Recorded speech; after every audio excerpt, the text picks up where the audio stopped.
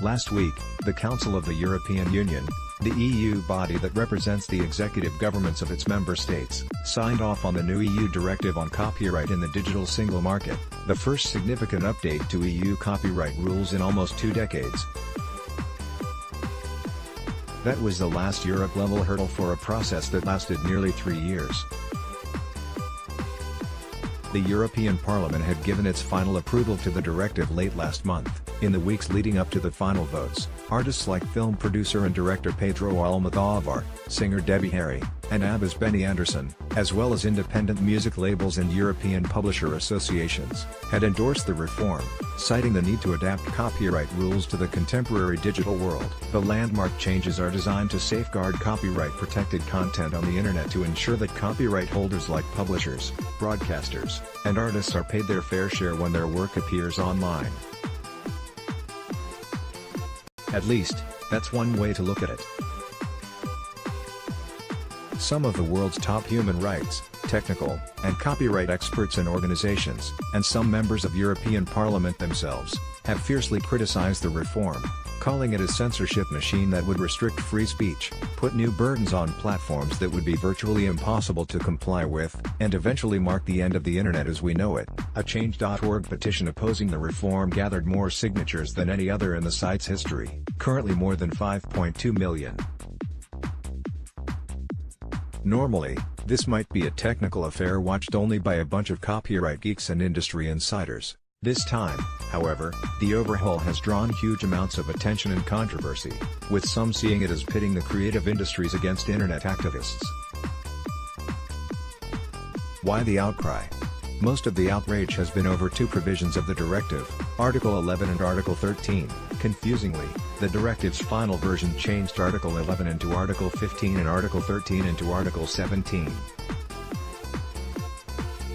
Since the months of debate over these measures uses the old numbers, we will hear two. The first, called the link tax by opponents, gives publishers the right to be paid when online platforms and aggregators like Facebook and Google News share even small portions of their stories. The second, dubbed by critics the upload filter, is a substantial reworking of how copyright works on the internet. It compels content sharing services storing and giving access to large amounts of works and other subject matter uploaded by their users to license copyrighted material from the rights holders. Currently, in cases of copyright violation, right holders have to submit a takedown notice in order for the services to pull the concerned content or else face the threat of litigation. The path is meant to go. Copyright infringement goes online. Copyright holder sends a takedown notice. Infringing content is removed or platform faces potential lawsuit. Article 13 abolishes that middle step in the process, eliminating the need for rights holders to search the web for infractions. Instead, it makes platforms liable for copyrighted material uploaded by users, meaning they can be sued without even a takedown notice. In other words, copyright infringement goes online. Platform faces potential lawsuit right away. For proponents, both measures are aimed at leveling the main disparity at the heart of today's internet. The modern, advertising-based web has let big tech companies earn massive amounts of money providing access to content generated by other people, while all that remains for those who created the material, music, literature, journalism, is crumbs. The Council's vote last week included 19 member countries voting in favor, 6 against, and 3 abstaining. Critics of the reform, however, say it's filled with blind spots.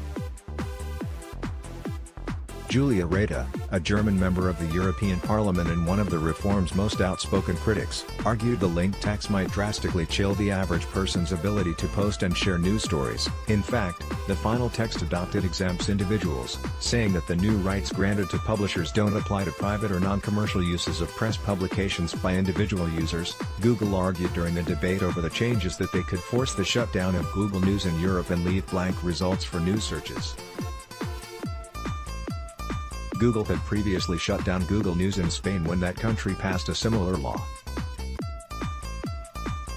The final version of the EU directive states that the new protections shall not apply to acts of hyperlinking, though it's unclear if that means the presence of a link alone eliminates the protection for excerpts or only that the link itself doesn't count as an excerpt. It's also still unclear who fits in the Information Society Service Provider category, as well as what sort of behavior. For instance, are blogs or RSS feeds that aggregate newspaper headlines, much in the way Google News does, covered by the new rules? What about individually operated Facebook pages with large followings? Does a GIF or a meme built off a news video count? The EU says the meme, the GIF, the snippet, are now more protected than ever before and that excerpting for purposes of quotation, criticism, review, caricature, parody or pastiche is protected, but the reform leaves it up to member countries to determine many of these boundaries, and some aren't building a sterling record on press freedom and free speech issues. There's also ambiguity about what counts as too much of a story to excerpt. Under the scheme, a text containing more than a very short extract is covered by the overhauled copyright rules, and must be licensed and by the platforms that use it, but the EU has also left it to each country to decide what counts as a very short extract. The directive's final wording states that individual words and very short extracts can be text, which would seem to keep headlines out of that category. In any event, the publisher protection expires on the 1st January 1st to come 2 years after a story's publication. Article 13 raises separate issues. One example, if YouTube wishes to let a user upload a video of themselves featuring songs by Drake or Beyoncé, it must ensure that that user has received permission from the rights holders of those songs. The implementation of such a measure could prove extremely challenging. YouTube uses a system called Content ID to enforce copyright, but it certainly doesn't catch everything. YouTube would look very different if it did. Google argues that tracking down rights holders is complex. It says it's spent more than $100 million on Content ID, and argues that tighter copyright rules would drastically increase that cost. The reform's final version, however, says that content-sharing platforms can host content for which they were unable to obtain permission, so long as they have made their best efforts to secure permission, made, in accordance with high industry standards of professional diligence and expeditiously, their best efforts to take down any copyrighted material rights holder inform them about, work to prevent future uploads of the copyrighted material they know about. When judgments are made about whether an online content-sharing service provider has followed these rules, countries are supposed to consider the size and audience of the online service, and certain kinds of companies, those less than 3 years old, with annual turnover under €10 million, or with under 5 million monthly uniques, can sometimes get an easier set of standards to meet. Still, opponents are wary of the provision because they contend that enforcing such a scheme would oblige sites like YouTube and Facebook to review any material users post or share and cross-check it with a database of protected material. Such a mechanism, they argue, would be ripe for abuse by copyright trolls, potentially leading to millions of both deliberate and erroneous blocks. We saw one example of overzealous actions by rights holders last week, when the TV network stars managed to get the tweets of journalists and others, even a law professor, about a news story taken down improperly. One obvious parallel to these changes is the GDPR, the European data protection standards that went into effect last May, leaving the web with many more I accept cookies buttons to click. The first fines have begun to be issued for GDPR violations, including a $57 million fine for Google over problems with its Android onboarding process. But in general, the most extreme predictions of negative impact haven't turned true, at least not yet. Reda, the European MP most vocally opposed to the copyright changes, said the battle against them was not in vain, noting that public opposition had led to a number of important changes in the text of the directive. But she also argues that publishers will without doubt advocate for the strictest possible interpretations of the directive. Civil society must resist, and we must do this in all member states.